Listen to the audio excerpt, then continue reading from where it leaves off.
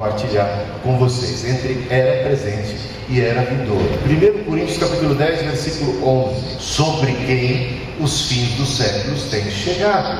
A consumação dos séculos, o último capítulo da história já está sendo escrito e já tem chegado sobre nós. Como é que a gente entende isso? Você vai me ajudar agora. Quais são os textos bíblicos ou as evidências de que a consumação dos séculos já tem início? O fim dos séculos já veio sobre nós. Estamos vivendo os últimos dias. Vamos lá. Quem é que quer me ajudar aqui a pregar hoje? Somos uma nova criatura em Cristo. Isso é o sinal dos tempos. O que é ser uma nova criatura? E por que ser uma nova criatura em Cristo é um sinal dos tempos? Por quê? Porque o que Deus aponta, o que Deus preparou para o futuro? O que a gente lê lá em Apocalipse? Que Deus está fazendo novas todas as coisas. O que nós aguardamos? Novos céus e nova terra.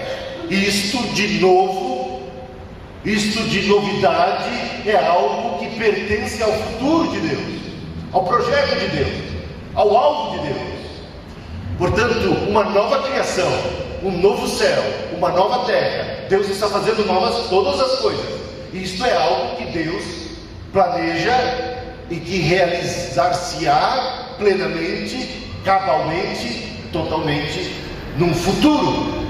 É algo que está reservado para os últimos dias, ou até mesmo para além dos últimos dias.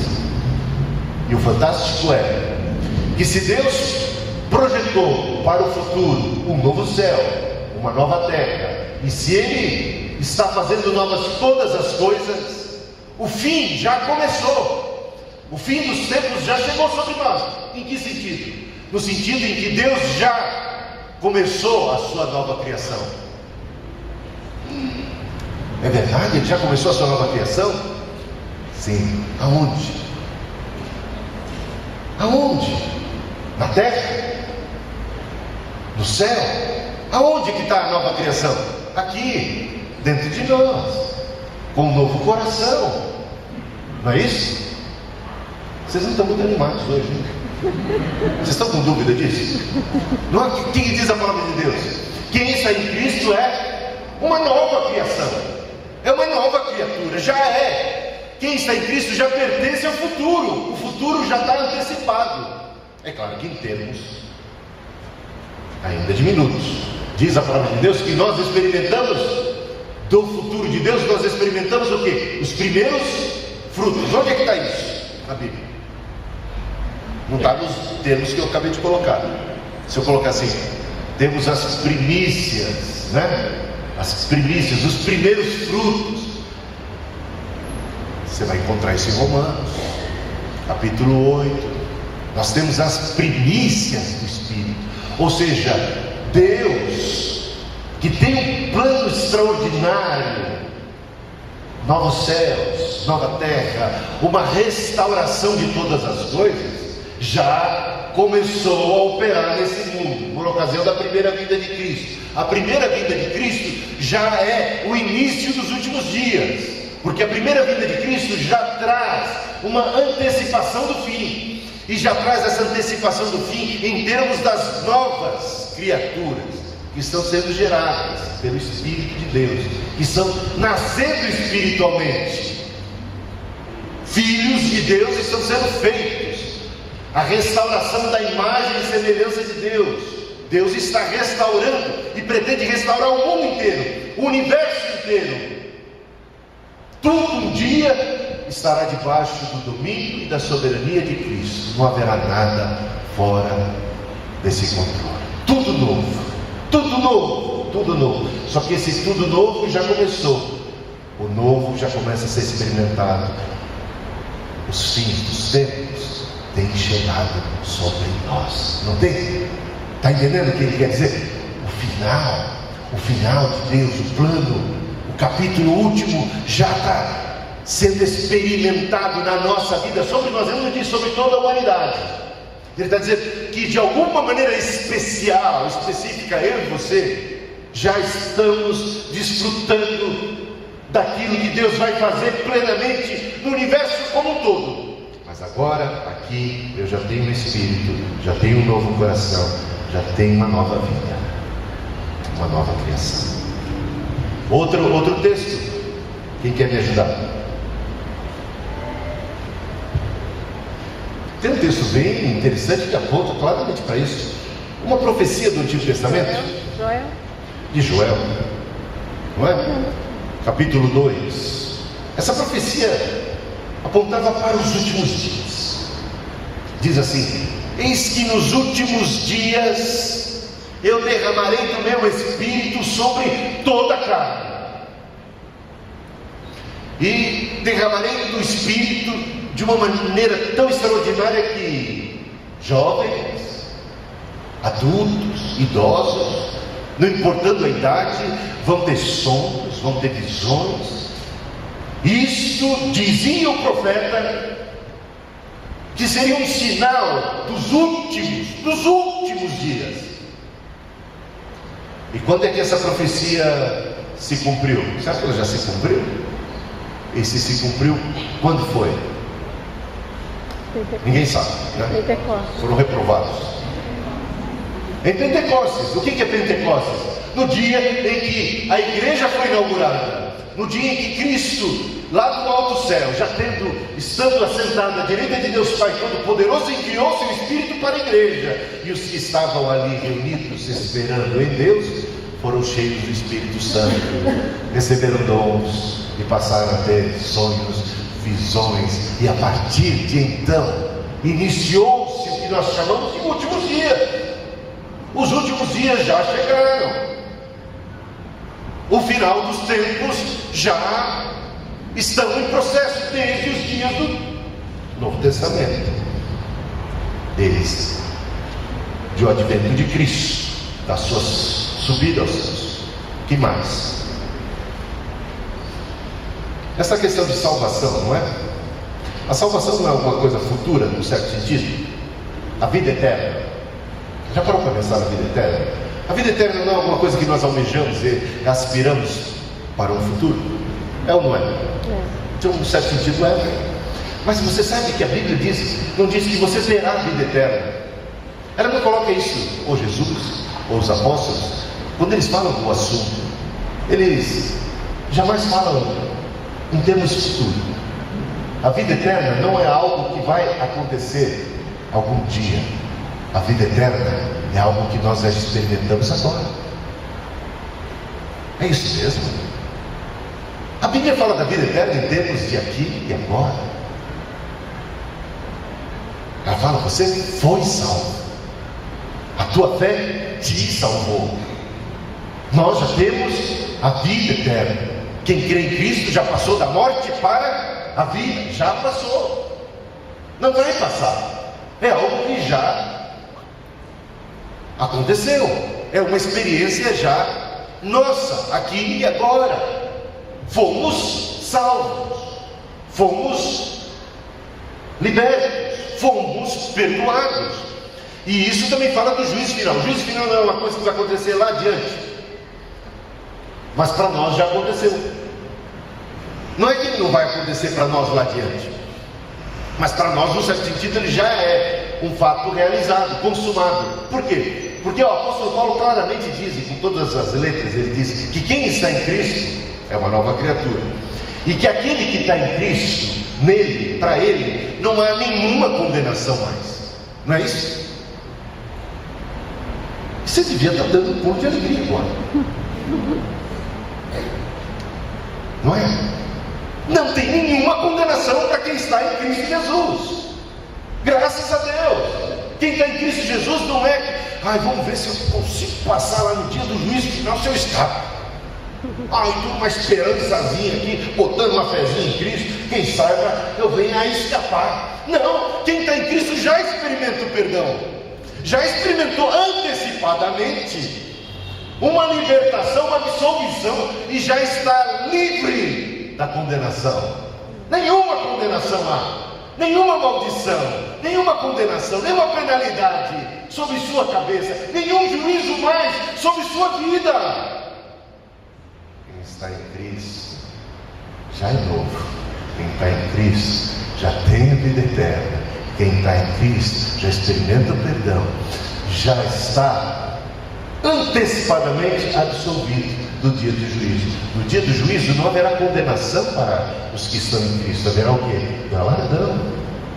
É apenas o dia da chancela final. Apenas o dia em que seremos galardoados, recompensados conforme o bem ou mal que tivermos praticado. Mas não é dia de condenação. Tanto é que quando Jesus Cristo vem, você sabe essa história da segunda vinda de Cristo, como é que Jesus a descreve?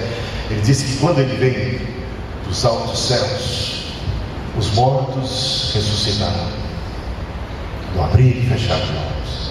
E aí Deus enviará os seus anjos e eles vão arrebanhar o povo de Deus. Haverá no dia da vida de Cristo uma clara distinção entre os que estão em Cristo e os que não estão. Não haverá nenhuma dúvida. Depois disso, então tem um arrebatamento. Quem é de Cristo sobe, se encontra com o Senhor lá nas alturas. Quem não subir, não é? Pede até para as pedras caírem sobre sua cabeça. Por quê? Porque o que eles têm como expectativa diante da vinda do Cristo é o juízo. O medo do juízo, o medo de encarar Cristo, não mais como Salvador, porque na primeira vinda Cristo vem como Salvador. Na segunda, vem para julgar os vivos e os mortos. Na primeira ele dá uma colher de chá e tanto, não é? Perdão, graça, de braços abertos. Ele vem e vai para a cruz. Na segunda ele vem com uma espada, montado sobre um cavalo, e vem para destruir os seus inimigos. Que não estejamos entre eles, estejamos entre os salvos. Mas quem está já salvo, já sabe, no momento em que Cristo vem. Por quê? Porque foi arrebatado, já está com o Senhor. Aí vai ter o juízo final. Mas quando acontece o juízo final, está claro já está a separação. Uns vão ser julgados para a vida, para receber a vida, a coroa, e outros tantos para a esquerda, os malditos, e serão punidos. O juízo final vem então, mas de alguma maneira esse juízo já é um juízo que a gente pode dizer assim, que já não vem mais sobre nós. Nós não estamos mais debaixo de nenhuma condenação. Diz o apóstolo João que o amor lança fora o temor, e quem ama e está em Cristo, ele não tem mais medo, ele não tem mais medo da morte. Olha que coisa interessante. Quem tem medo da morte está ainda vacilando na sua fé, não é? Porque não está muito convicto ainda da sua possessão, ou seja, da possessão da vida eterna, da sua identidade em Cristo. Então precisa atinar, porque quem está em Cristo já passou da morte para a vida. Deus não é Deus de mortos, Deus é Deus de vivos, não é? Deus é Deus de vivos, e aqueles que morreram em Cristo já estão vivos, vivinhos da Silva, e sempre vivos estiveram, porque nada pode nos separar do amor de Deus que está em Cristo, e Deus é Deus da vida, e quem está em Cristo é vivo, vivo hoje e vivo para sempre, e a morte não os mata. A morte simplesmente os separa daqui, da gente aqui, mas os coloca imediatamente na santa e bendita presença de Deus. Tanto é que não tem que temer, não tem que temer a morte. A morte é apenas uma promoção para o crente, mas é uma desgraça daquelas para quem não está em Cristo. Bom, então, os fins, como diz aqui o item número 1, os fins das eras já têm chegado sobre os cristãos. Os cristãos já vivem no presente, impactados pela era vindoura, né? Nós já somos novas criaturas. A gente tem que possuir, diz o apóstolo Paulo em Efésios capítulo 2, que Cristo está sentado sobre todo principado, potestade. Esse já é posição, e todo poder foi dado, ele disse, todo poder me foi dado no céu e na terra, e ele subiu, está acima de todo principado e potestade. Essa posição em Cristo, essa é a posição de Jesus. Presta atenção, Paulo. Acho que Deus cuida do resto. Não é não? Essa é a nossa posição em Cristo, nossa identidade. Diz mais o apóstolo Paulo em Efésios, ele fala assim: não apenas Cristo está sentado acima de todo principado e potestade. Ele diz: nós estamos assentados juntamente com Cristo. Já estamos, é um fato, aqui e agora, eu e você, assentados juntamente com Cristo acima de todo principado e potestade. Então, nós possuímos um poder agora, que é um poder do futuro. Nós estamos ligados a Cristo e já pertencemos ao reino de Deus e temos uma posição elevadíssima. E a gente brincava, né, que aqui a gente ainda é brasileiro, então de alguma maneira na terra estamos, continuamos na terra, ainda estamos sujeitos a gripe, sujeitos à morte, sujeitos às doenças, ou seja, nós não experimentamos o futuro e a plenitude de Deus ainda. O reino de Deus ainda é uma coisa futura, mas também já é presente em um certo sentido. O poder e a graça e o poder do mundo vindouro já tem sido uma experiência dos cristãos, não na sua plenitude, mas nas primícias. Aguardamos ainda a ressurreição do corpo, aguardamos ainda aquela plenitude do céu, mas já participamos, já espiritualmente estamos acima de todo principado e de toda potestade. Somos novas criaturas, como diz, e a salvação que pertence ao futuro já é uma dádiva presente, experimentada. A vida eterna que pertence ao porvir já é uma posse do crente, e a justificação, como eu falei sobre a questão do juízo final e tudo mais, o perdão já é uma realidade para nós também. O ponto número 6 diz: já desfrutamos dos poderes da era vindoura. O que significa desfrutar dos poderes da era vindoura?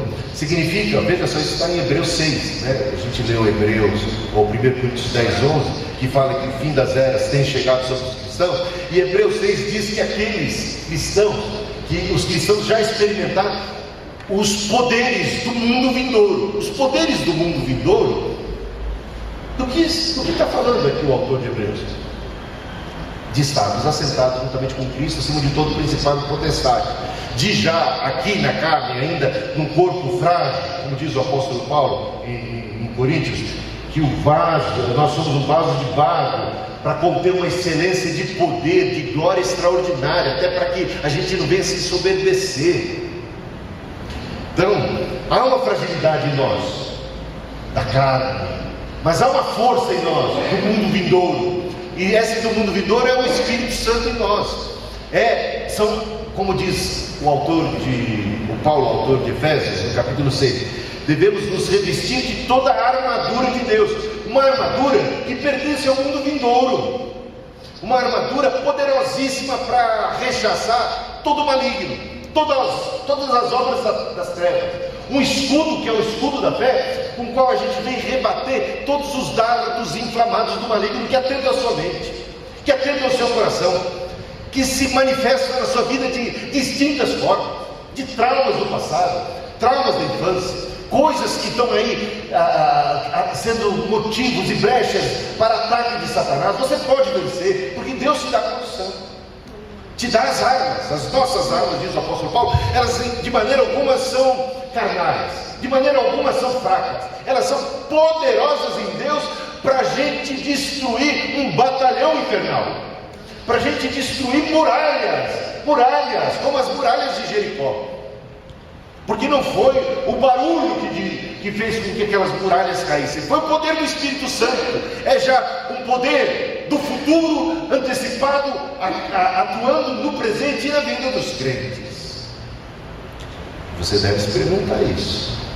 É claro que na medida ainda mais nos termos dos primeiros frutos, mas você experimenta os poderes do mundo vindouro, a graça e a alegria, o poder da alegria do Espírito Santo, o gozo do céu é alguma coisa indizível, mas a gente já experimenta as primícias disso, porque o fruto do Espírito é alegria, o fruto do Espírito é paz, e isso é uma antecipação do céu. É um céu, é um pedaço do céu na terra que acontece dentro do nosso coração.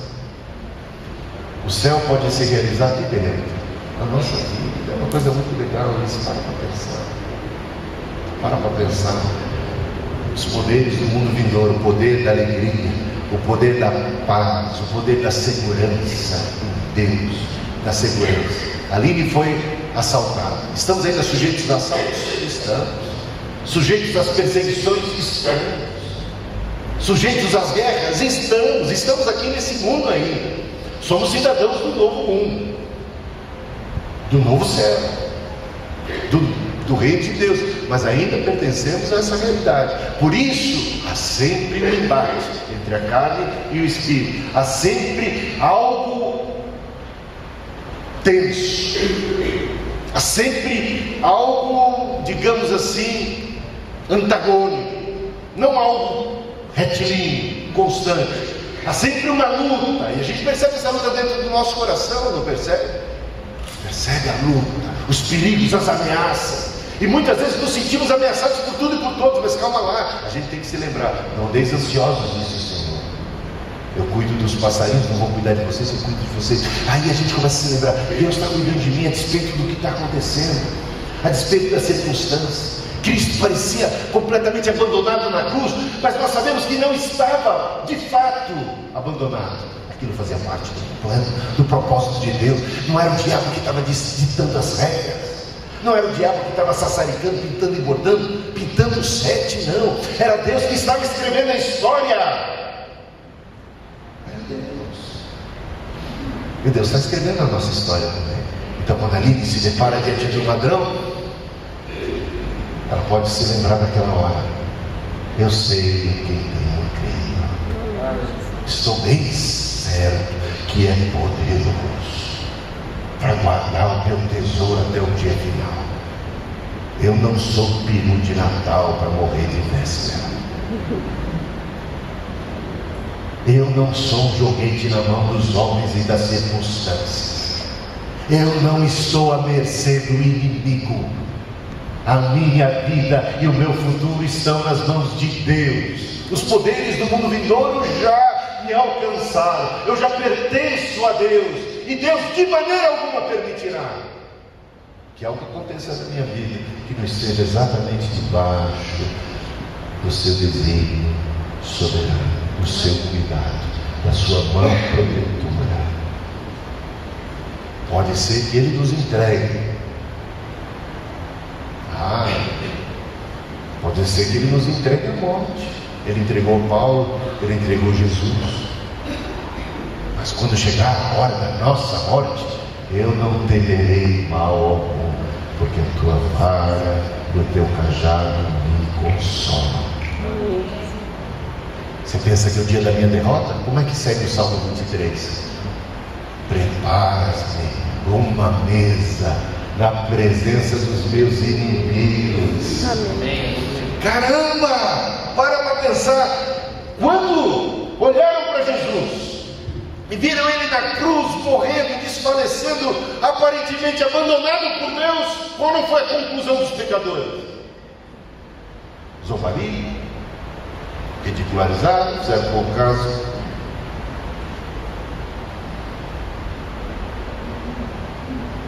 Você sabe o que diz Colossenses capítulo 2? Que foi exatamente na cruz que Cristo venceu. Vou repetir, aí talvez eu ouça um amém, mais ou menos assim. Que foi lá na cruz que Cristo despojou todo o principado e toda a potestade. Lá onde aparentemente Ele estava como um derrotado. Não se engane, foi exatamente na batalha da cruz que o diabo recebeu a maior de todas as derrotas, uma derrota cachapante. Então as aparências enganam. O apóstolo Paulo mesmo disse: quando estou fraco, aí é que eu estou forte. A minha suficiência vem de Deus. Não temerei, ainda que eu ande pelo vale da sombra da morte, porque a tua vara e teu cajado me consolam. E Ele prepara uma mesa uma mesa para mim. Na hora que as pessoas pensaram que chegou o meu fim, é a minha mesa preparada na presença dos meus inimigos. E o meu cálice transborda de alegria. E a justiça vem. Você confia em Deus? O que eu estou falando é uma bela história, sei lá, não tem nada a ver comigo. Para pensar. Os finais das eras, a era vindoura, o poder da era vindoura, a graça, a vida eterna, o perdão dos pecados, ser uma nova criatura, ser livre da condenação. Isso já é uma experiência nossa. A alegria do Espírito Santo. Por isso é que o apóstolo Paulo diz que nós já fomos ressuscitados. Há um sentido em que ainda vamos ressuscitar corpo físico, mas já no outro sentido já fomos ressuscitados, né? Deus nos deu vida quando estávamos mortos dos nossos delitos e pecados. Efésios 2. Colossenses diz: Ele nos ressuscitou. Já fomos ressuscitados, portanto devemos agir como novas criaturas, nos despindo do velho homem e nos revestindo do novo homem, porque já pertencemos à nova era. Já pertencemos, não essa nova era aí, né? Entende o que eu estou falando? Verdadeira nova era não é essa coisa esotérica, né? Está entendendo? Quem é que trouxe a nova era? Já começou a falar em Jesus. A nova era, já tem gente esperando, a nova era, vai estar atrasada. É como os judeus que eles esperam o Messias.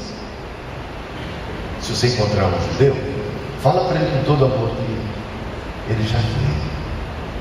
O Messias, o Rei, ele já chegou. Quando encontrar alguém que está dizendo: estamos entrando na era de Aquários, uma nova era, não sei o quê, olha, a era de peixes, não sei se é a era de peixes de Jesus, mas não sei se quando Jesus chegou, ele iniciou uma nova era. Até o calendário mudou. Antes de Cristo é uma coisa, depois de Cristo é outra. O Rei chegou, nova era chegou, e a gente pertence à nova era, pertence à nova criação. Que coisa boa, que coisa maravilhosa. Ressuscitados juntamente com Cristo, assentados acima de todo principado e potestade. Por isso, item 9: não devemos nos conformar com esta era. Aí faz sentido. O apóstolo Paulo chega em Romanos capítulo 12 e diz: rogo-vos, irmãos, pelas misericórdias de Deus, que apresenteis os vossos corpos em sacrifício vivo, santo e agradável a Deus, que é o vosso culto racional, não é? E não vos conformeis com este século, com esta era. Por que a gente está sendo exortado a não nos conformarmos com esta era? Porque nós não pertencemos a ela. Porque esta era é uma era passageira. Porque esse mundo é um mundo que está com os dias contados.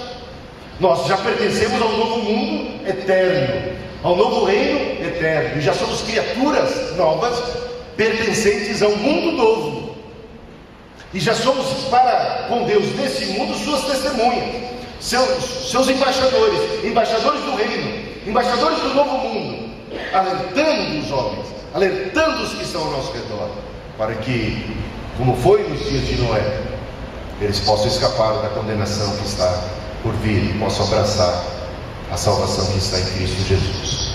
O reino de Deus, então, já é uma realidade.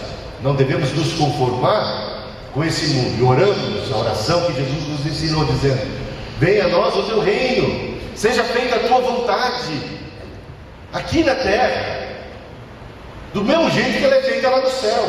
Buscamos isso, porque pertencemos a esse céu. O céu é o nosso lugar, o céu é o nosso lar, o céu é a nova Jerusalém, o céu é um novo mundo. Deus tem isso já. Você, como filho de Deus, você pertence a essa nova realidade. Você já é uma nova criatura. Portanto, não deve se conformar, agir como uma galinha. Não tenho nada contra as galinhas. Você conhece a fábula da ave e da galinha? Quem conhece, levanta a mão. Bem conhecida. Então pouca gente conhece. Então tem que contar isso. Pensei que eu não sabia.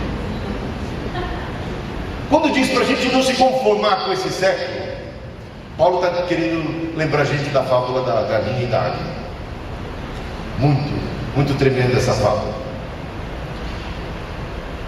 Um fazendeiro um dia capturou um filhotinho de águia, e ele colocou no cativeiro e começou a cuidar e a criar essa águia, filhotinho, desde pequenininho, como se fosse uma galinha. Colocou no meio das galinhas, e a águia foi criada como galinha, ciscava como galinha, não voava, ficava ali mesmo, rastejante, muito aquém do seu potencial, não é mesmo? Aí um dia foi visitar essa fazenda um naturalista, e o naturalista achou aquilo bizarro, falou: como? E o fazendeiro estava orgulhoso da sua façanha.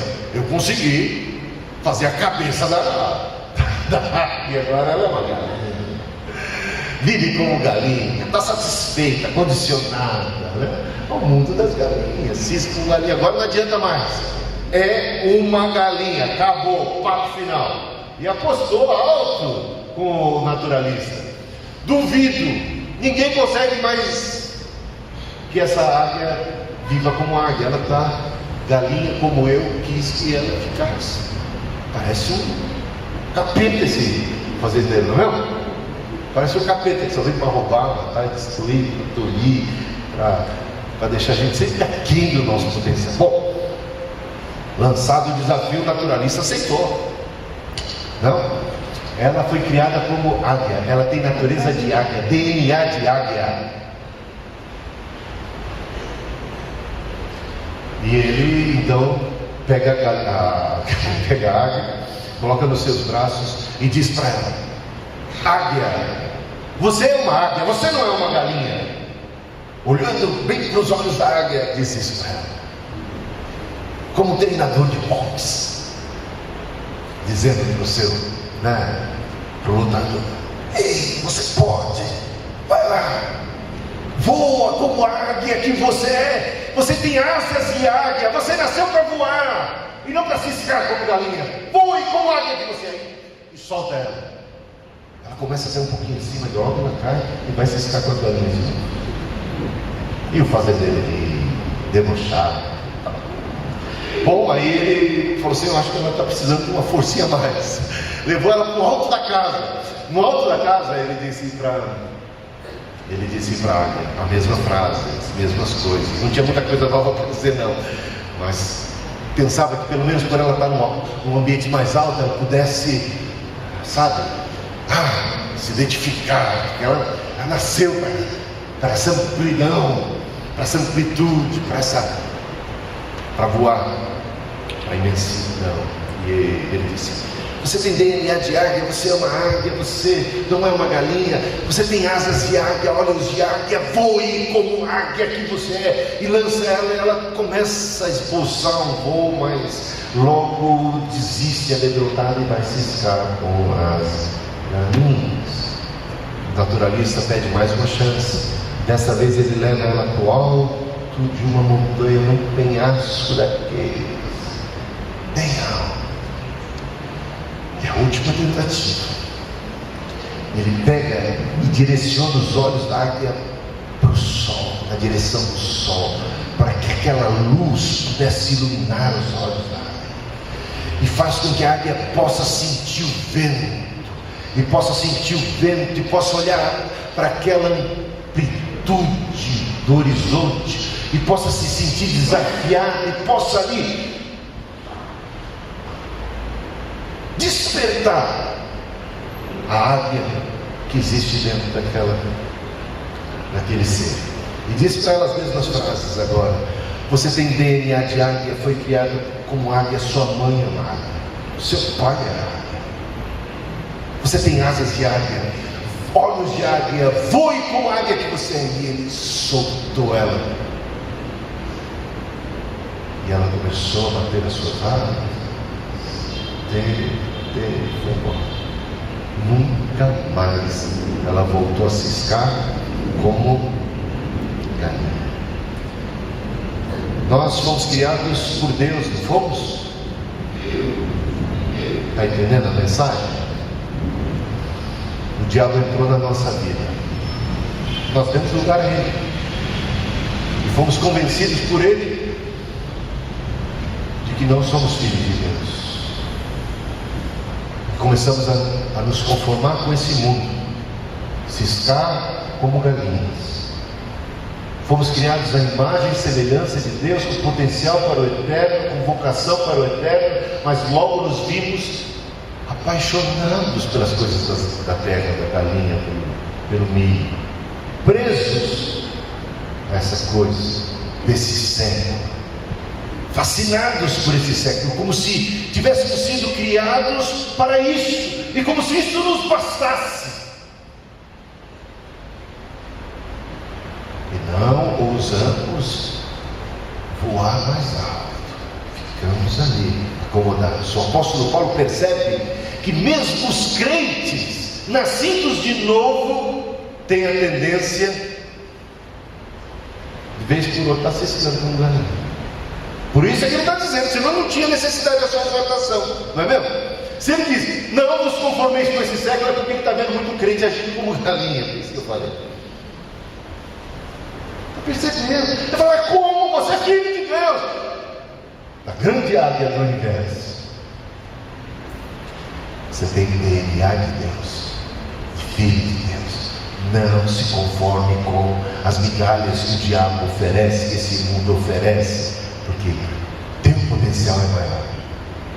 E Deus já está renovando todas as coisas, e Ele decidiu começar a sua grande renovação do mundo por você, te dando o seu espírito, um espírito novo, o espírito de águia, o espírito de filho de Deus, o espírito de Deus em nós, um novo coração, uma nova mente. Portanto, o final do mundo, a consumação, o último capítulo, tudo que Deus tem por vir já começou em nós, e nós já somos uma antecipação do futuro de Deus, e podemos voar, porque aqueles que esperam no Senhor não se cansarão, voarão como águias. Isso é uma profecia, e eu desafio você a tomar posse de tudo aquilo que Deus fez para você, deu para você.